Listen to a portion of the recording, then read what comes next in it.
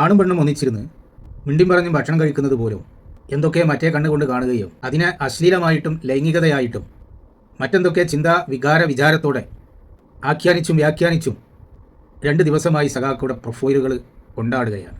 ഒന്ന് യൂത്ത് കോൺഗ്രസിൻ്റെ സംസ്ഥാന പ്രസിഡൻറ്റും നിലവിലെ പാലക്കാട് MLA യുമായ രാഹുൽ മാങ്കൂട്ടത്തിനെതിരെയും ഒരു മാധ്യമ പ്രവർത്തകർക്കെതിരെയുമാണ് സഖാക്കൾ നടത്തിക്കൊണ്ടിരിക്കുന്ന ഈ മാമാങ്കം.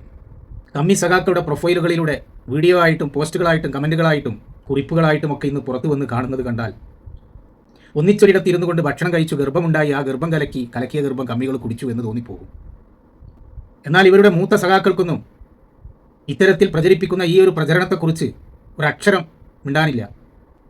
ഈ പ്രചരണത്തിൽ നാസർ കോളായി മുതൽ അണ്ടിമുക്ക് ബ്രാഞ്ച് കമ്മിറ്റിയിലെ സഖാക്കൾ വരെ ഇതിൻ്റെ പ്രചാരകരാണ്. എന്നിട്ട് പോലും മൂത്ത സഖാക്കൾക്കൊന്നും അതിനെക്കുറിച്ചൊന്നും പ്രതികരിക്കാനില്ല.